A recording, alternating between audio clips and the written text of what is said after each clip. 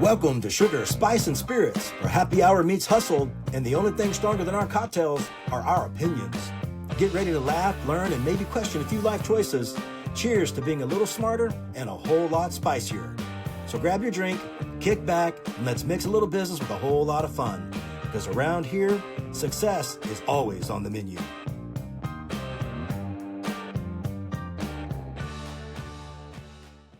Hi, everybody. Welcome to the Sugar, Spice, and Spirits podcast. I'm Natalie Pilkinton, along with my co-host, Mindy Price and Kelly Williams. And today we are going to talk about business life and real estate. One of the topics that I like and one of the things that I think about is while they're busy playing checkers, we're playing chess. We're playing chess. There you go. Absolutely. There you go. I think so many times in life, we just kind of go through the motions, whether it's in business, whether it's in personal, whether whatever, but we really need to be working 5 steps ahead. But before I jump into that, ladies, I have a sip of the day that you guys are going to love.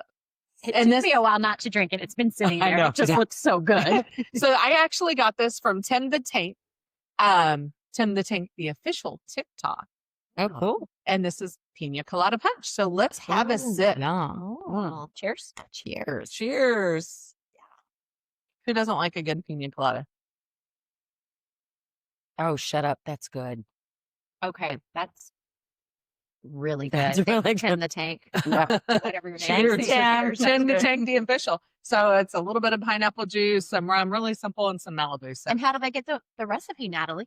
they have to subscribe to our newsletter. You can go to sugarspicespirits.com and go ahead and subscribe to the newsletter. And then you have to verify the email address and we will get you out that newsletter. We'll do the tips of the day that come with the podcast, as well as any resources, but also our recipes that go along with the podcast. So you'll definitely want to sign up for that. And that one's really good, y'all. Not I'm that not others good. aren't, but it's really good. I'm not putting this one down. Let me get a sip before. Somebody needs to Yeah. go on a tangent. Yeah, that was really good. Yeah. For sure. That's why I filled it to the top. That's why we chose larger glasses. So I think, you know, what happens, there was a personal situation that I was actually talking to you about. I have personal things in my life, obviously, in business. And, you know, you really have to stay 2 steps ahead, whether you're courting a new client, you're writing a sales pitch, you know, there's certain things that you have to do or you should be doing. You don't have to do it. You could just put your bid out there and see what happens. But you really need to be thinking ahead. If this, then that. If this, thinking outside the box. How can I better present myself, better present my information, and better prepare myself for this customer, this conversation, this relationship? And I think when you don't take the time to pause, stop, and think about everything, the bigger picture, you're really selling yourself short. There's a book that I read. It's called The E-Myth. And when you're working in that quadrant 1, which is the fire quadrant, when you're walking in, you're checking your emails, everything's on fire, you're having to do everything. You can't take a step back and take a look at the bigger picture. It's what you can't see the trees from the forest. Like when you're in it, you got to be outside of it. And it's really that kind of thing when you're really leading and you're really trying to excel and be better that you have to do. It's really important that you just pay attention to that. I know there was a situation with my personal that I'm doing, and I don't want to go too much into it, but it is playing checkers and chess in some relationships that are adversarial. You've got to stay a step ahead. You don't want to be running down the path, just reacting to everything that's coming at you. You want to be ahead of them. I think you did this too. You had a client reach out to you for a business speech, and it was a different industry, but you're very familiar with it, but you still reached out to other people in the industry to get their feedback, their thoughts, their advice, to educate yourself, think outside the box. How could you make this the best presentation, entertaining, value, where they'll be left with something more? And you did that by reaching out and helped you with your proposal for your clients, future clients. So I think it's really important, bigger picture wise, that we are constantly playing chess. We're always sharpening our skill. We're always evolving, always making ourselves better. And if you're not, you're stagnant, you're dying, and you're reacting. That's just all checkers is. That you move here, the other moves there. There's no versatility in the players or the pieces like there is in chess. And I just think that's really so important. And I have some stats that I can go over, but I want you guys to add to that. So before you get into that, it's funny that you say that, because for a second when you brought that up, like I can remember all these feelings that I had of inadequacy whenever I was reached out by this particular company for this particular group that was outside of my normal wheelhouse of where I speak. And I was like, I don't know. So I sent back when they had reached out to me, I was like, well, what is it that you're really looking for? When is your event? Who is the audience? And I asked some questions to keep the conversation going. But as I'm sending that email out, I actually had a lot of apprehension and, is this the right place for me? Will my message really resonate? Even though the message that I have crafted in the lane that I like to stay in, it resonates across everywhere, but I do try to be very niche so it's not so much all over. But what I realized with this message, it can resonate and it can really hit home and inspire others, no matter the audience that it's with. And so I bought myself a little bit of time. They came back to me and I was like, stop. Before you say no to this opportunity, because as I've gotten older and in my business, I've gotten better about saying no. If I'm not excited about it, I'm going to say no and I'm going to walk away. Yes, it may be leaving money on the table, but that's okay. I chose to be my boss so that I can make sure when I'm in a situation and I can inspire, motivate, and help other leaders in communication, that that's what I want to do. And so I'm really glad that I bought myself just a little bit of time, Natalie, because what I realized was my circle of influence that I had around me. And I started making phone calls to people that were in this particular industry. And what I realized was, oh my gosh, now this is not going to happen in every situation. I actually have experience here. Mhm. I have been there. I know 1000% how to talk to these individuals and to hit home on a point that doesn't get hit home on very often. So I made another call to somebody that I truly respect and I pitched my idea to them, and they're on that side of the business for this particular group. I'm not going to give all of it away yet because it's still like It's still happening as working, we're right. talking. And I was so excited and I realized, wow, by moving this piece and doing this, I gave myself this opportunity to figure out, oh no, I absolutely can do this and I can have an impact. What I could have found by doing that though was, actually, I'm going to pass on this one, but I'm going to write it over here. And then I'm going to figure out later on, can I come back to them? And I would gracefully step away from it. But by relying and moving all of these different pieces strategically, I was able to put together a proposal that I will tell you, frankly, if they don't choose it, I will be shocked. I will probably cry for a second. And then I'll, dry those tears. I have a new industry that I want to start going after because I completely forgot about that side of my business and my resume and what I've done in the past. And it opened up so much. And now I can be very strategic in the moves that I make for going there. And I also have 2 more testimonials of individuals that I've worked with that I can use, but I wouldn't have had that had I just initially taken that gut, oh my gosh, can I do this? Am I qualified? And instead I was like, yeah, let me figure this out. And then I realized there was this whole big new group that could be a demographic for me and a whole type of industry that I could work with that I hadn't really before, where I absolutely am 1000% qualified to work for and help and make a difference in. And it's just those pieces. That's hitting pause. You had the ability and the fortitude versus working in the fire quadrant where you're like, oh, I got to get this done. Let me submit an offer. Or let me submit a bid. Let me submit, my proposal. Or just say, oh no, I don't want to work with you. Sometimes pressing pause and not being so reactory is important, and asking a few clarifying questions, drilling down. They may have come back and said, oh, it's a pool party. It's a this. I just need you to speak. It's going to be fun, lighthearted. Or they could have come back and said, they could have come back and said, oh no, this is completely business. This is, you don't know until you ask those clarifying questions. And by pressing pause, you can still say no, but you're getting more information and you're not just reactory. By thinking outside the box, who can I call? Oh my goodness. You're unlocking a present self or a past self where you're able to recall and pull up all of that you'd packed away that you're like, I'm not going back there again. Recall it, pull it out. And then like, oh yeah, I remember I got this. Like, and so there's a value to that and not having to be so reactory and be able to play chess. Yeah.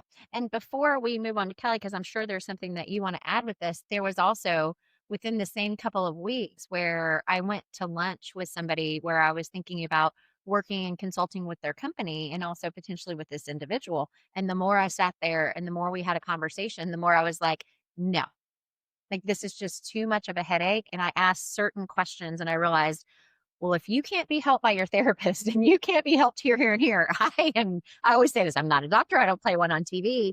And there were just certain things that I knew and I strategically walked away from it. Yes. Was it money away from my firm? Was it money away from my family? Yes. But there is a reason that I want to be in the position to say yes or no. I'm not saying that I'm always going to say the right yes and I'm always going to say the right no, but being able to be in that position, and thank you for recognizing that because it does take a long time to be able to sit back and push pause and not be so reactive, because being reactive is also how gets some people knocked off, checkmate, Yeah. different things happen Right. when you're playing the game, because let's face it, the game of life and business. But if you do it in a way that's true and authentic to yourself, I think that you get a lot more out of it. Yeah. No, I think the pushing pause, knowing you, and you like to be a perfectionist, and I think that's a great quality. And sometimes having something presented to you and the excitement around that, and you think, wow, what an opportunity. We jump at it sometimes before you take that pause, because if you don't move those pieces around and think, okay, do I have more on my plate right now? And it's not that you can't do it. Do you have the time to do it? Do you have the ability to dedicate the time, the research, whatever it is, to that particular task at hand? Because at the end of the day, if it's not your specific, like you said, your wheelhouse, are you really giving them the takeaway that they want? Right. So you are excited to jump into this new opportunity, but are you selling yourself short? Or are you saying, yes, I can do it, but you have so many other things that you've got going on that you don't give them the 100% of Mindy, of Kelly, of Natalie that they deserve. Um, when, being in the medical field, as a physical therapist, growing through my career, there have never been until now lately, but there weren't many opportunities to go outside of the clinical setting. I mean, a physical therapist was known and paid for their clinical skills. So you didn't see a lot of therapists in a management position. When I had a few changes in my circumstance when my husband got sick, I needed to be in a position where I could work from home and take care of him. Well, you can't have your patients come to your house. So I had to really dig deep and look at areas that I felt like I was qualified to pursue that were outside of my hands-on experience. And I went into utilization management, where I basically went in and analyzed documentation to determine whether or not these documents were appropriate for ongoing therapy. So I got to use my expertise for after 30 years of therapy in looking at documentation to determine. And I was on the insurance side, which a lot of people don't like the insurance people, but I really felt the compassion of that therapist, of that person that they were treating, and felt like I did a really good, honest job. But it took a lot for me to think I was okay. I had to move a lot of pieces to think, am I qualified for this? Because all I've ever known is hands on. And so I had to actually kind of rethink things. And over time, I actually moved up into a very high management position. So yeah, you definitely have to step back and make sure that the decision that you're making is something that's going to benefit you, but benefit the people that you're also serving. So But I think a lot of what also helped you in that field that you were in is the fact that you've had your company in Louisiana for yeah. almost Oh yeah. 25 years Oh yeah. and you run that organization. And so thinking of it as thinking of those different pieces that play in. And so while yes, the insurance side of the business that you were doing was very difficult, you could look at it as a business person, you could look at it as a therapist, you could look at it as a human that's having Sure. to view Of course. those claims for kids and whatnot. And so I do think that that definitely helped you and helped you figure out those strategic moves. Whereas somebody just coming in from the clinical side, I think Right. it would have been very different. So just wanted to make sure I threw that out there for Well, you. thank you so much. Appreciate that little vote of confidence. But no, but you're right. You're right.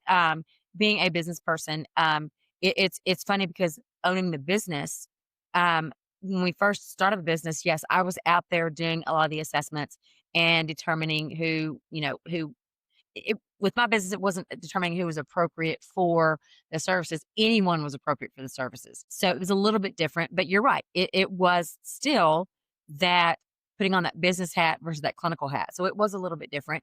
I had to think about the money exchange, the revenue, insurance dollars. And so it was, as a therapist, you're constantly fighting, and trying to prove why this person needs therapy.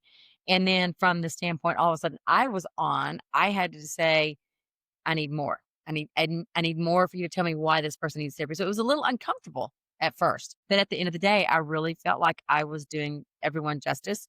And I had to take a pause because I wasn't sure that that's the side that I wanted to be on, because didn't like to tell people no.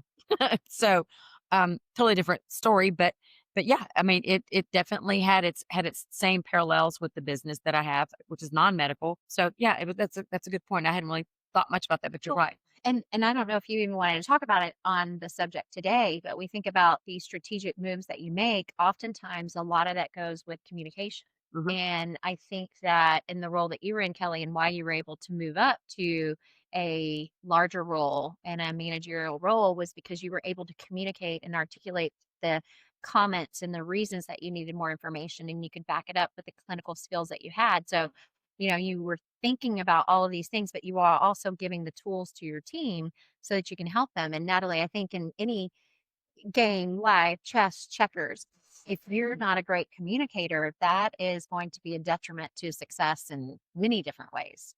Yeah, absolutely. Communication is key, I think, in everything in life. If everyone just walks around with a chip on their shoulder, or pissed off or angry for whatever reason, whatever ails you, you really miss out on some huge opportunities to grow and build friendships, relationships, and just being involved in life. So I do have some statistics here because I think it is important when we're looking bigger picture and we're growing our business and we're doing what we need to do, because so many times we get caught up in the weeds, especially like in real estate. What's your long-term strategy? What's your long-term strategy in business? It's like you've been on autopilot. You've been in a successful business for 25 years. Mhm. What do I need to do in the business?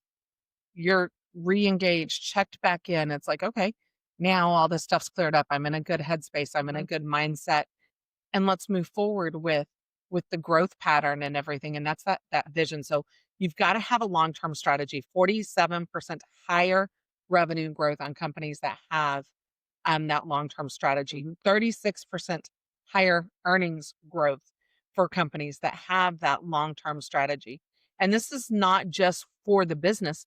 You as an individual should be growing and pushing yourself, being a better team leader. Like I'm listening to a book right now, and I listen to a lot of books. If you guys haven't realized, on the book that one of the team members, the CEO came in, took over this company, and he's newer in it, a couple weeks in. And one of the team members said he didn't need to work on himself personally because he's been doing the business for 15, 20 years. He already knows everything.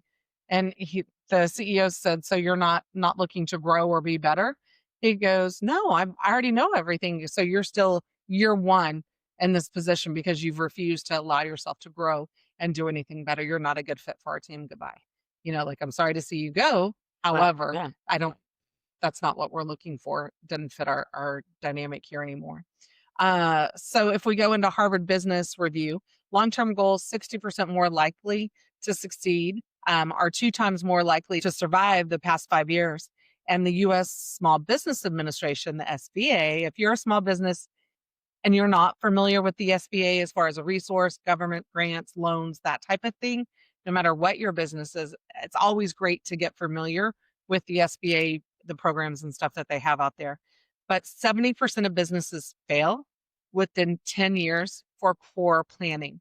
And I think as we are tackling the podcast here, like we definitely aren't playing checkers. We're playing chess. Mhm. We're in it for the long term. We're in it for the long time. I know people on my Facebook page are probably like, Natalie, where's this podcast? When are you going to launch? Like, we've heard about it. Where is it? Where's it coming? Right. When's it coming? Because we haven't launched, but we've recorded so many episodes. And it's not because we enjoy each other's company. We like to sip the beverage of the day. But we do. We do. We Some do. of them we know. But we do enjoy each other's company. Absolutely. But it's really about setting it up for success. Most Right. podcasts fail in the first 6 months because they're not consistent. They're 7 not episodes, posting too. the 7 episodes. They're not, it's like that 7-year itch. Mhm. You're not intentional, and you have to be intentional. You have to look bigger picture. So do you just launch a podcast, or do you set up a business, and do you set it up in a way that's setting yourself up for success in the business and the company agreement that you're setting up? Are you long-terming it, or are you just chat GPT and going to an attorney, getting a boilerplate template and going forward with that? Because then you're setting yourself up for potential failure. Partnerships are like divorce. And if you don't set it up, like forward thinking, what are some of the potentials and possibilities that could come in this new joint venture, in this new partnership? What if one of us does this? What if one of us does that? What if, what if, what if, what if? And you've had a what if happen in your family business, the business. You have to have the forward thought to be able to have those conversations before it happens, Mhm. before it gets tough, so that you're not, well, I'm hurt that you won't let me do what I want to do, but that doesn't fit our business plan.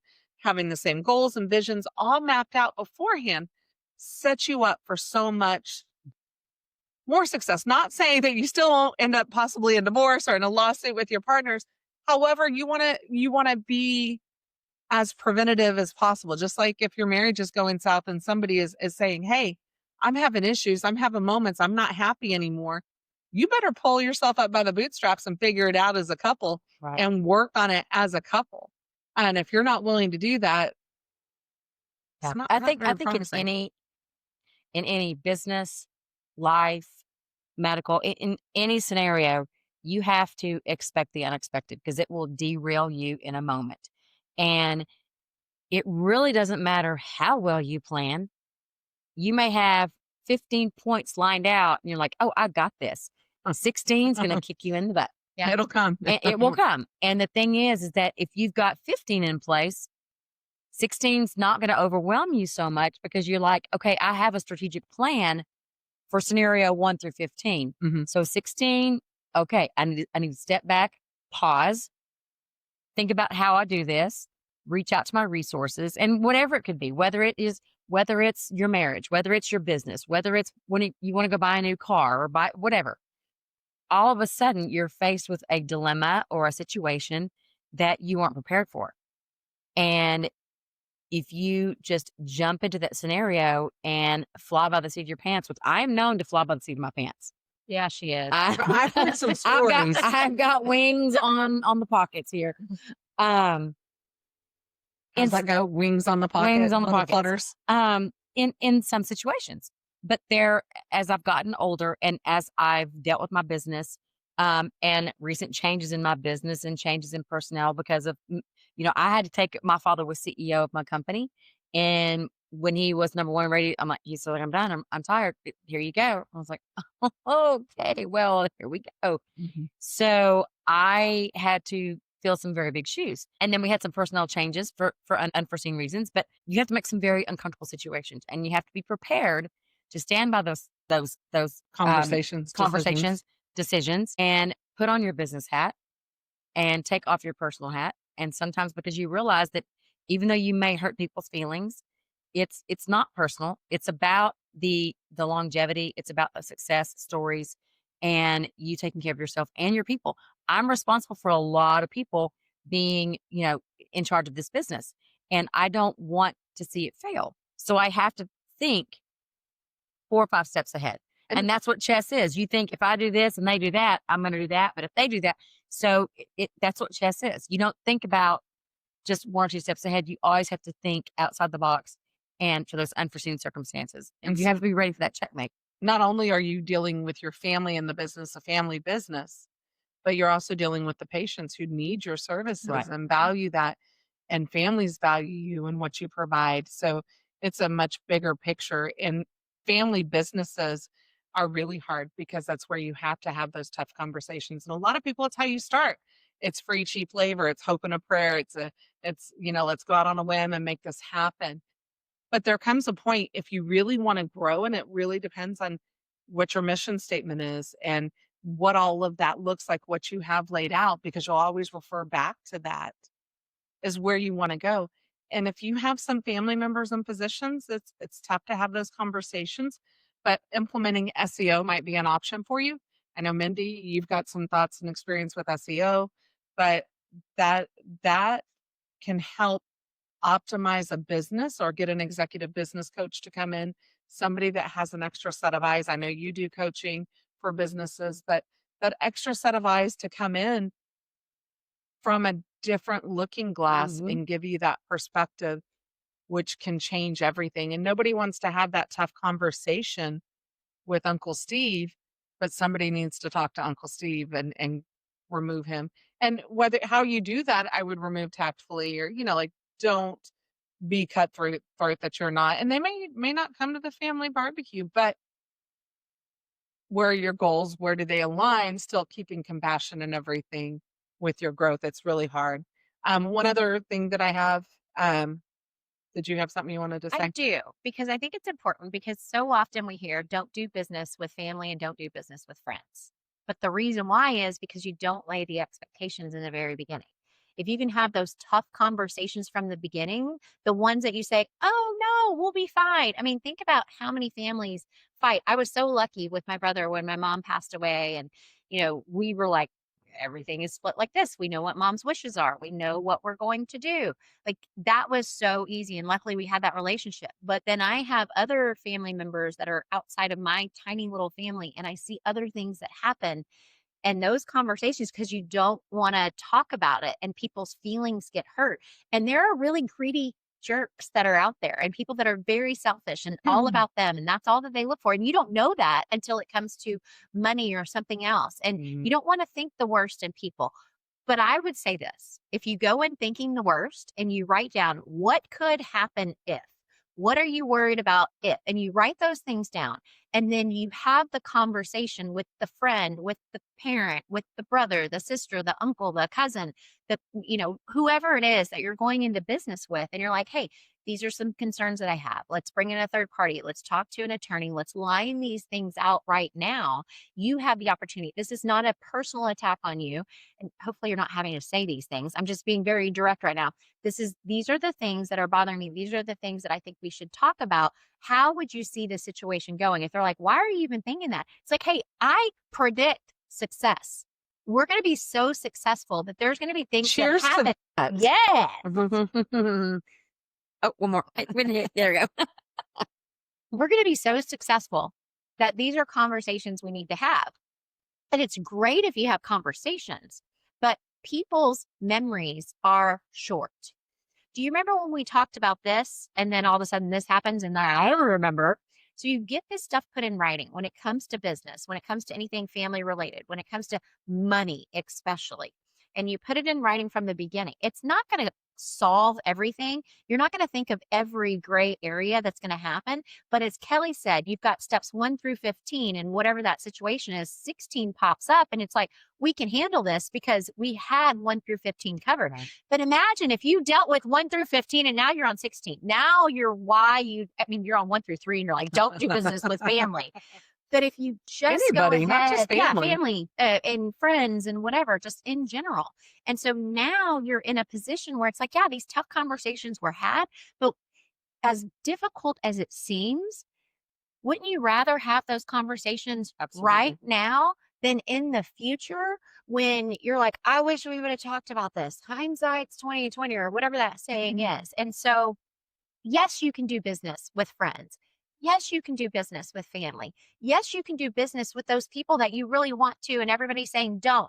Well, why don't they want to do business with that person? Well, terms changed. Well, were your terms in writing, or were they on a handshake? And I do believe there's something with handshakes. But then so-and-so wasn't married and they got married and this person got in their head, or their parent passed away, or they got a divorce, or feelings change, emotions change people. You line out business and it's there. And then all those gray areas you talk about, then put them in writing. Because when it comes to business, those are things you need to do. So instead, like thinking of our podcast, it's like, what are the steps we need to take to make sure that when this thing takes off, and you're probably watching this now, we've got like 2 million, followers or something. I'm just kidding. But no. Amen. what is that word? What do you put in the universe? What's it called? Manifesting. We're manifesting. But in all seriousness, in anything, you put it out there. And so when the questions come up, it's so much easier. It's so much harder to do that in the beginning. But wouldn't you rather do it where somebody's feelings get a little bit hurt and you can talk about it, or you don't know and you're uneasy, versus imagine this. Something is creeping up on you and you see it coming in your gut. And here you are a month later and 6 months later, and it's bothering you. And a year later, it explodes. And what you thought would happen 2 months ago, 3 months ago, a year ago is happening. And you've been stressed out about it instead of handling it from the beginning. And when you can have those raw conversations, and then it's like something comes up, it's like, hey, let's talk about this. Wow. Those are the successful businesses. The entrepreneurs that say, I've got this great idea and this is what I want to do, versus seeing past it. What are the obstacles? Not letting those hold you back. You don't wait till there's everything perfect. They say I'm a perfectionist. There are certain things that I would like to be in line, but if I waited for everything to be perfect, I would never get anything done. Yeah. But you think ahead and you see the things that could happen, and you make strategic moves so that you can be more successful. Well, everybody has their own motive. Everybody has their own. You've got your own business. You've got your own business. I've got my own business. What are my thoughts? Like, how do I see it growing? How else could we expand? What else could we do? I want to have a mariachi band show up on our podcast and sing on Cinco de Mayo, but that may not fit everything else. You know what I mean? So it's just how I don't. What I did. I have mariachi on Cinco, but that kind of thing. So It's it's my husband's birthday, by the way. And coming back to everything that we're talking about, when you have those conversations and you decide to go into business or whatever, it goes back to one of our previous podcasts, and that is being your authentic self. If you approach your new business owners, your new business partners, a person that you're now their boss. I took over as CEO and now I have new business partners. And our very first corporate meeting was, hey, what are your goals? What do I expect from you? What do you expect from me? Because I'm going to be a different leader than somebody else. So when you come to the table and you bring your different personality and you tell them, this is me. I don't do things the same, but these are the goals I have for the company. Let's bust our butts for the next so many years. Let's build this sucker up and let's make it successful. And that way we can kind of kick back the coast or whatever the case is. But that way, if they know what your expectations are, and you have, like you said, you have them in writing, let's all sit down, let's have a little powwow. Let's, tell me your goals, tell me this, tell me that. But when they know the direction that you're coming from, and we really hit hard in that podcast on being your authentic self. Present yourself as you are. Don't pretend you're something you're not. Don't go in there and give a fake resume because it's going to bite you in the butt. You go in there and you say, hey, I'm not everybody's cup of tea. I may be someone's shot of tequila, because I tend to be a little harsh on the outside. But for the most part, what you see is what you get. And if you don't like it, I may not be the right fit for you. You can move along. But I'm not going to surprise anybody.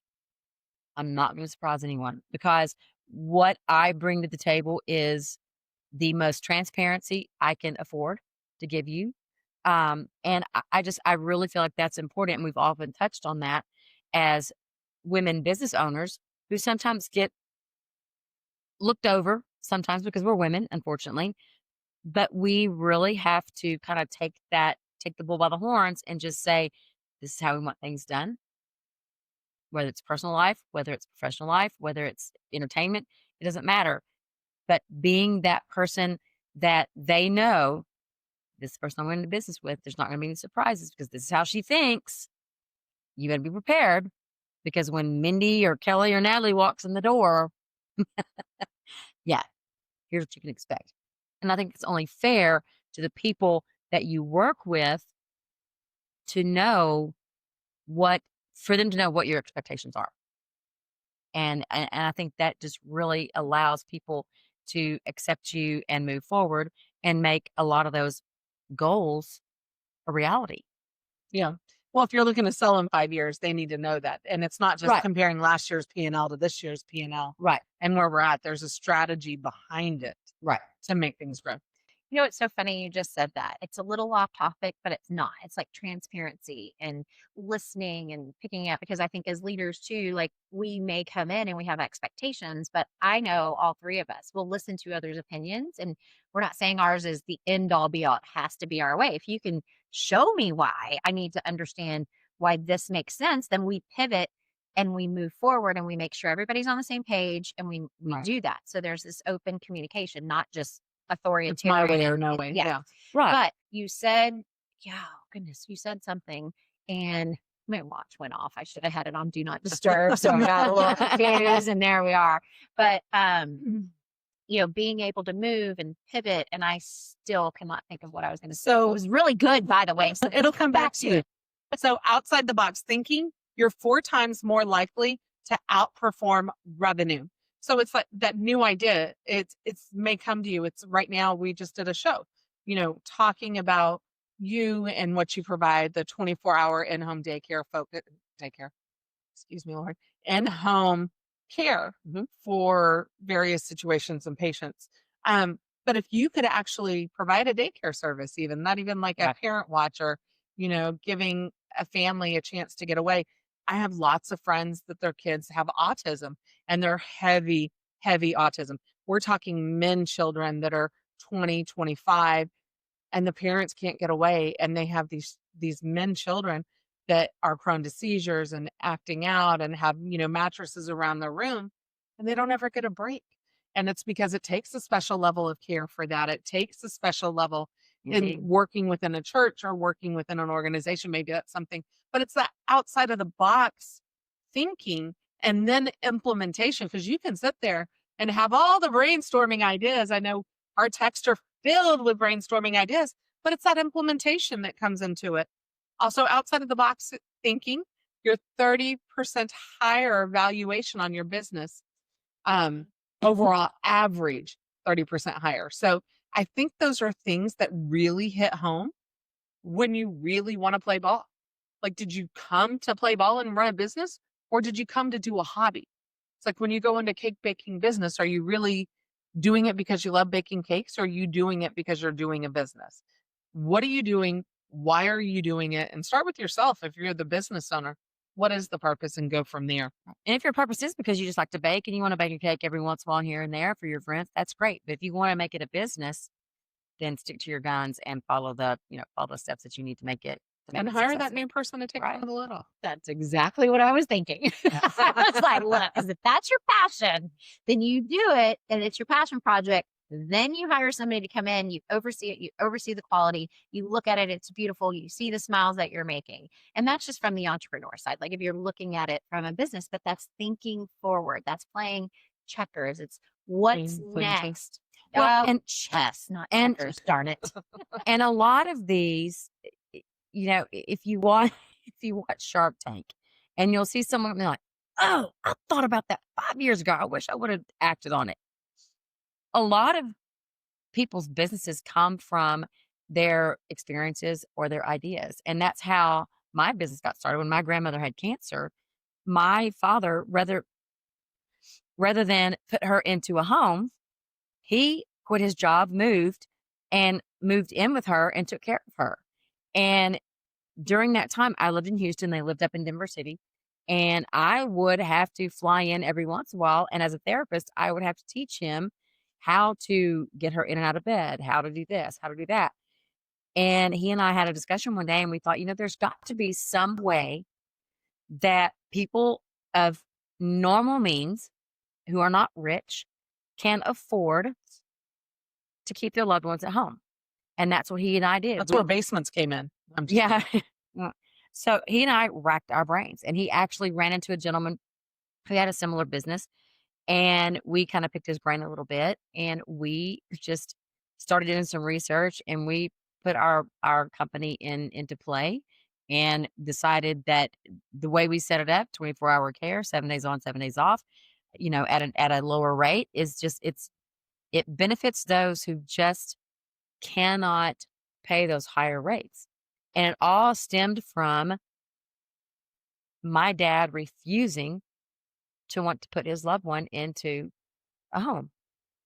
And And that might, and she was she was easy to take care of as far as what she had going on. She did not have the Alzheimer's. She did not have dementia. She did not have autism.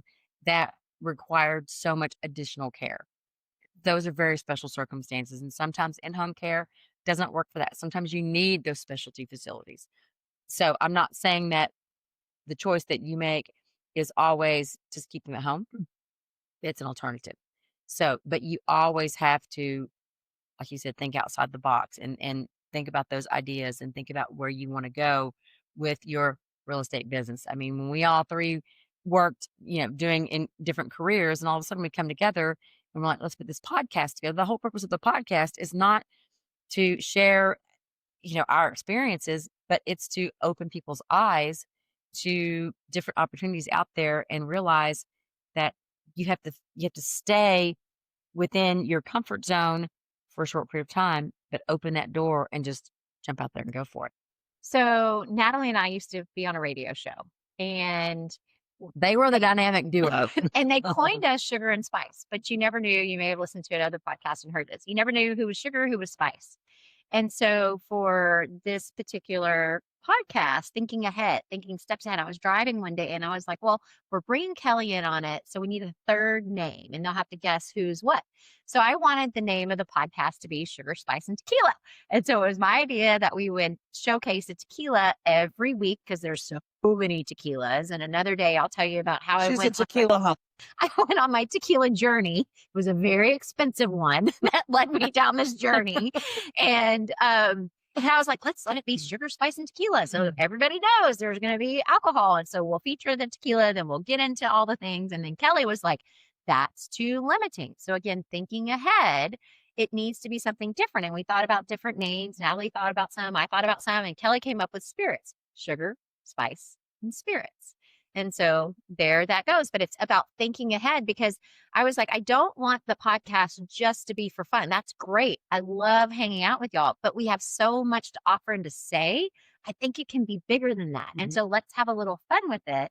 And so with the spirit. So again, it's like, why did we do certain things and being strategic in your chess moves, being in there. And then I have to tell a funny really quickly because you got really deep there.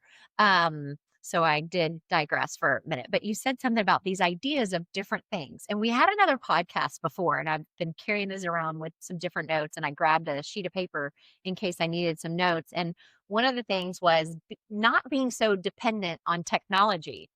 And one of the things we did not get around to talking about on that particular episode was something about, because we talked about how dependent we are. And some of the best ideas, it says, smart devices gone dumb. The proliferation of smart gadgets that solve the problems nobody had. You think about all the things that are out there, but then you think about all the problems that are still out there. You mentioned Shark Tank. That got me thinking. And then something you just said made me think about that. It's like, there are so many problems you can still solve by being ahead. You're still going to have those one-hit wonders. You're still going to have those people that do go viral on social. Like, I don't know when that's going to go away, if it's ever going to go away. But there are still those problems you can solve. So if you're in your business and you're having these meetings and you're thinking ahead, and then you realize, if I only had this and this existed and I could create it, that'd be amazing. So here's my thing. If you think of that idea, would you please get with us at sugarspiceandspirits.com? You can even email me at info@sugarspiceandspirits.com. And there's Wiley Chat. But it's so funny. You think about all this stuff and, like smart devices gone dumb and like the things that have been invented and those people that have just gotten lucky. It's kind of like winning the lotto, though. Like, you do have those folks. But then if you really want to be successful in business, and you wrote it down because you said it, long-term strategy. What is that long-term strategy? Because if you just keep trying to come up with that one-hit wonder and trying to make it happen and doing it on your own or going in a partnership and everything's not lined out, you're not setting yourself up for success. Yeah. No, absolutely. I'm going to bring up Shark Tank real quick. This is going to be a tangent tax. Okay. I'm going to go ahead and call it. She likes her drink too. Me too. Mine's almost gone. But talking about Shark Tank, we would watch that like every Friday or whatever night it would come on. And I would make my kids play the guessing game. What did they value their business at? What was their business evaluation? If you're an entrepreneur and you're not watching Shark Tank, I think you're missing out. Because there's a lot of value in the business feedback that they give. Oh, absolutely. And it's funny, Barbara Cochran came up as my memory of 11 years ago when I took the picture backstage with her. So I think Shark Tank adds a lot of value as a business owner. So that's how I taught my kids how to evaluate business and learn math real quickly, just to be able to, they evaluate their business. What's Kiyosaki's board game that you had to play? Cashflow?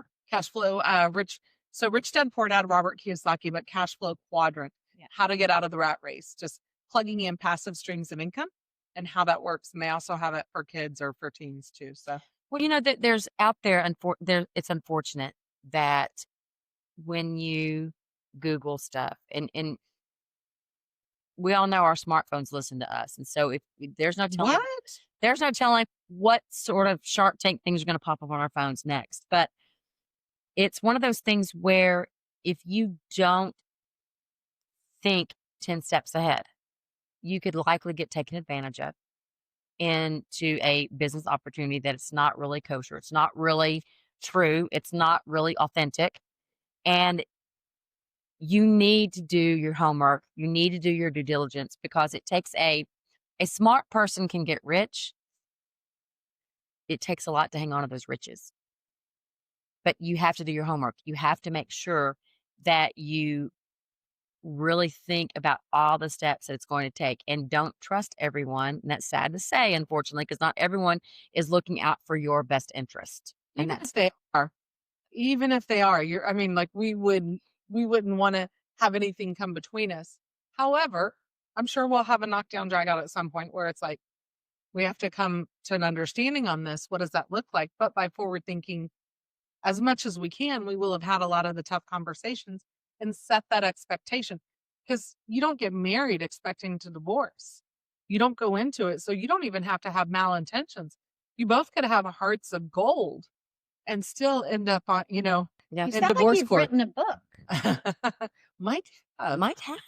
But no, you do. I think everyone goes into divorce I is think- I hard. think As somebody who's been divorced, it's very, very hard. I'm the only divorcee in this group, and I can tell you, I fought for my marriage, and I fought hard for it. 5 marriage counselors and still divorced. With that being said, not everybody fights for their marriage. Not everybody fights like they should, but you never get married with the expectation of divorcing. So you can have good business partners. My whole point is you can have good business partners, pure of heart, pure of everything, be in complete alignment, and life situations change or whatever, and you end up just. Well, your business partner is like a marriage. Because 9 times out of 10, you spend more time with your business partner than you do your spouse. Are we married now? Well, you're married. All of us. Yeah. I'm very married, going on 23 years, and please, dear Lord, I hope and pray that it stays that way. But if for some reason my husband was no longer with me, I never want that to be. Oh, it's called prenup. It's called all the things that I said.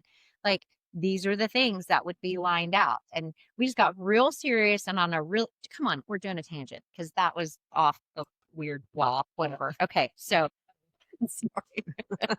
I'm not even sure what we're talking about. Speak for yourself. Weird. Why did it get weird? It got weird real I was quick. like, oh my gosh, what do I want to tell y'all? Mindy So made it weird. it's so funny because the cat's right here. So thinking ahead. So our very first episode that we Goodness released, gracious. I was going to call it because of one of our friends. So idioms, we were going to have an episode that we talk about different things and different ways and how people understand it and our kids and yada, yada. But the cat's meow, the cat's ass, like, what does that mean? Like super cool, like amazing, wonderful.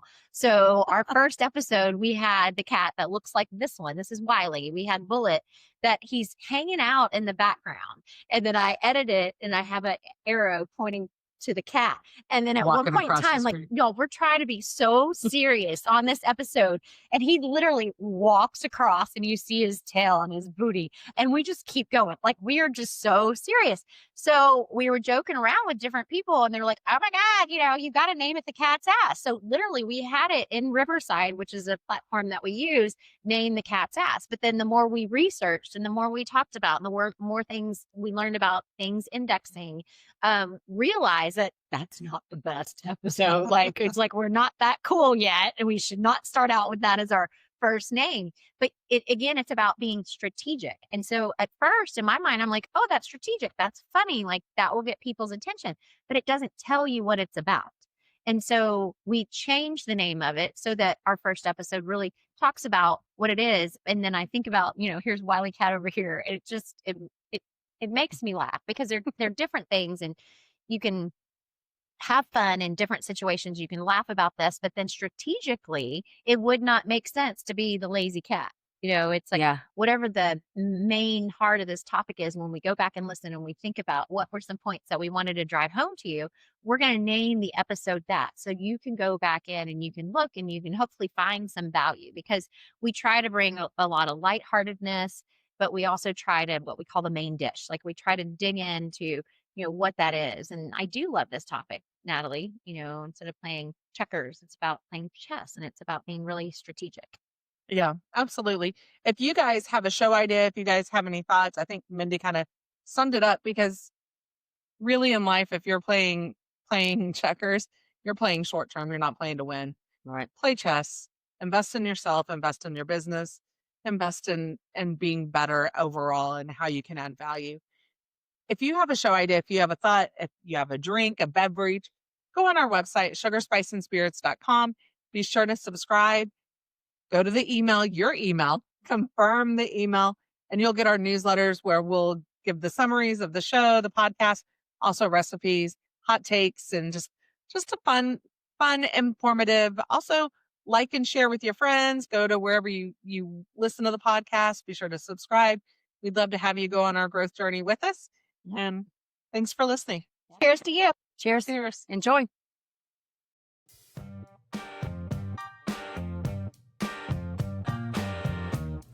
Sugar, Spice, and Spirits is for informational and entertainment purposes only.